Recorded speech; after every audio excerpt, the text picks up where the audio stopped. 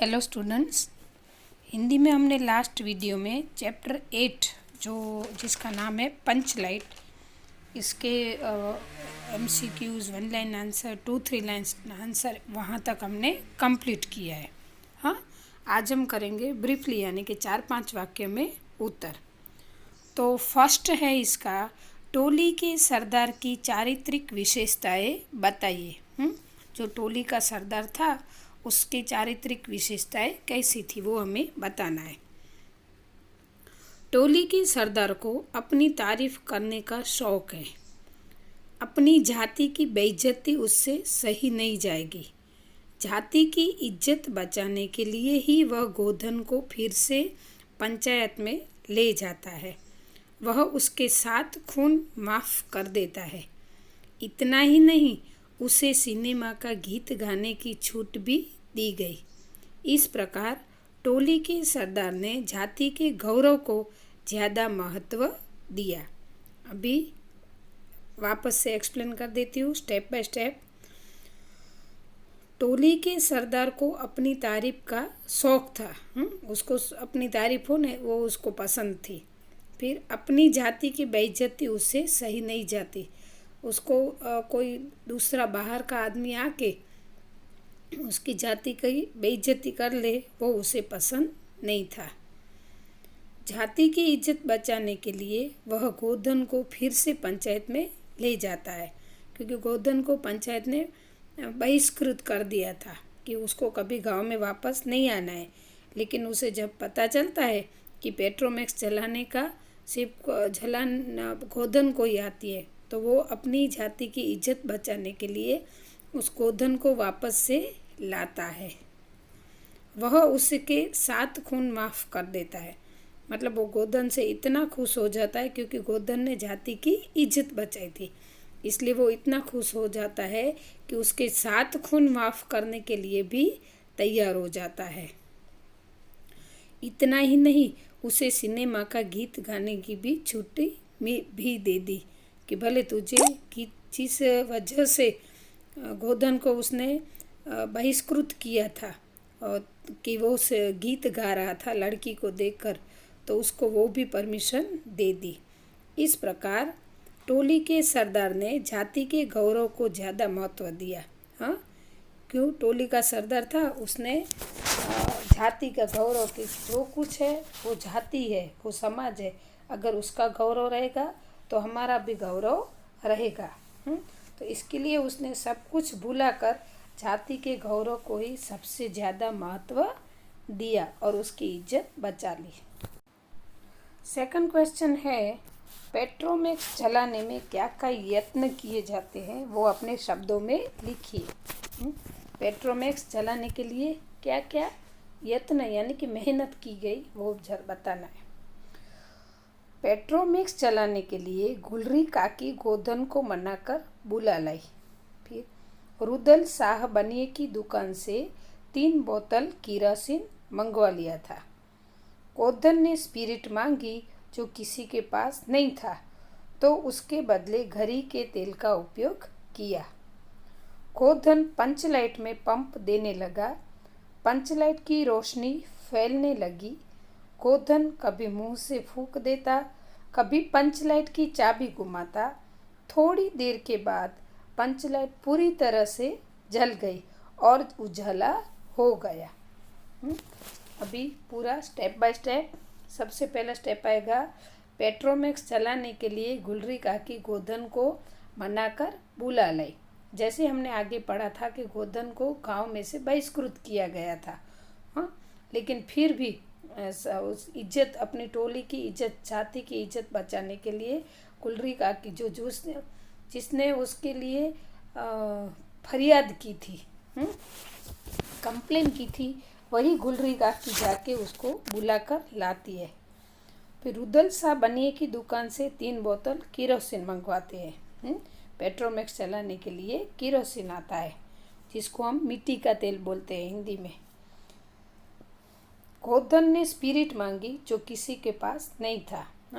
Petromax यानी कि पंचलाइट जलाने के लिए स्पिरिट की ज़रूरत होती थी, लेकिन वो स्पिरिट किसी के पास नहीं था। फिर घड़ी का तेल लेकर आते हैं, फिर उसका उपयोग करते हैं। गोधन पंचलाइट में पंप देने लगा। ये सब क्रियाएं पूरी होती है कि केरोसिन डालते हैं, फिर घड़ी के तेल का यूज़ करते हैं, उसकी जो नेट होती है ना उसको जलाना होता है, तो उसके ऊपर ये लगाना होता है। हाँ, तो वो लगाकर फिर गोधन पंचलाइट को पंप देने लगा, यानी कि हवा भरने लगा।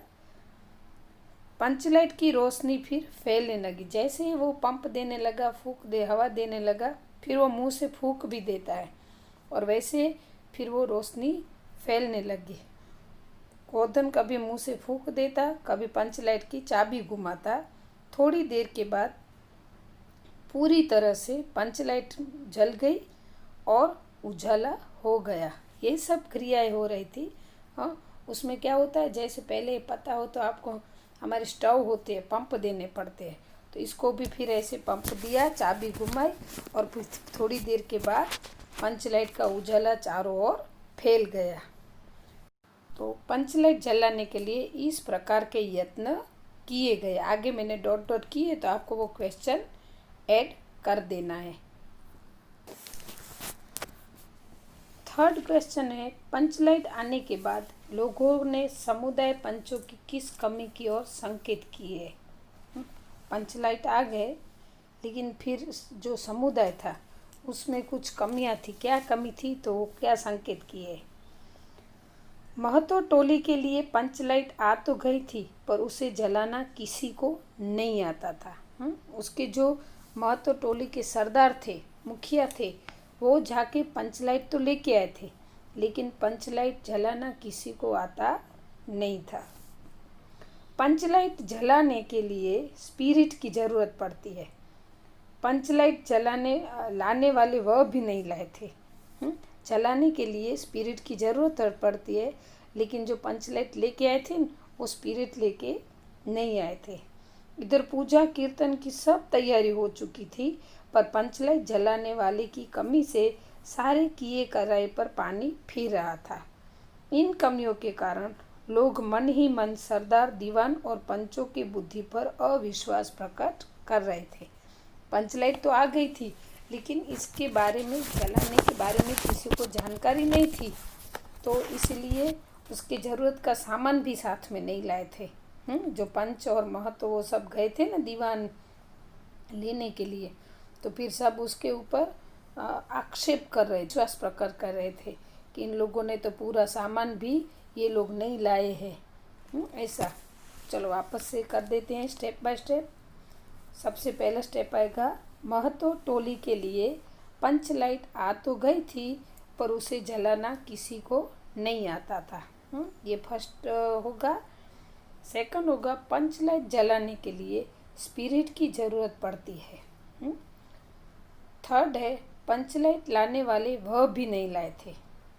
स्पिरिट की ज़रूरत पड़ती है, लेकिन वो साथ में नहीं लाए थे। इधर पूजा कीर्तन की सब तैयारी हो चुकी थी, पर पंचलाइट जलाने वाले की कमी से सारे किए कराए पर पानी फिर रहा था। इन कमियों के कारण लोग मन ही मन सरदार, दीवान और पंचों की बुद्धि पर अविश्वास प्रकट कर रहे थे। ये सब कमियां थी ना, इसलिए फिर लोग नाराज हो गए थे कि अभी इसका क्या मतलब है। अभी पूरी तैयारियां हो चुकी है और पंचलाइट जलाना किसी को आता नहीं है, उसके लिए जो सामान चाहिए वो भी नहीं है। तो इसलिए सब लोग, जो सरदार, दीवान, जो उसके मुखिया थे, उनके ग्रुप के, टोली के, उसके बारे में सब बातें कर रहे थे कि इन्होंने ये किया। वो तो हमेशा हर जगह होता है। हम भी कुछ फंक्शन करते हैं, कुछ भी होता है, तो उसके जो मेन ऑर्गेनाइज़र होता है, तो उसके बारे में सब बातें करते हैं कि इसने ये कमी छोड़ दी, वो कर दी। तो यहाँ पे भी ये हो रहा था। ठीक है, तो स्टूडेंट्स, यहाँ पे बड़े आंसर हमने कंप्लीट कर लिए हैं। ये सब आप अच्छे से बुक में लिखना, क्योंकि अभी जो बुक चेक-इन में आई थी, बहुत सारी बुक्स इनकम्प्लीट थी। तो आपको ये लिखना ही होगा, क्योंकि एग्ज़ाम में सब कुछ आने वाला ही है। तो आशा रखती हूँ जो पहले का इनकम्प्लीट है वो भी आप कंप्लीट कर लोगे, और ये वर्क भी कंप्लीट अच्छे से कर लोगे। तो ये वीडियो यहाँ पे कंप्लीट होता है। नेक्स्ट वीडियो में हम नेक्स्ट एक्सरसाइज के साथ मिलेंगे। अस्तु।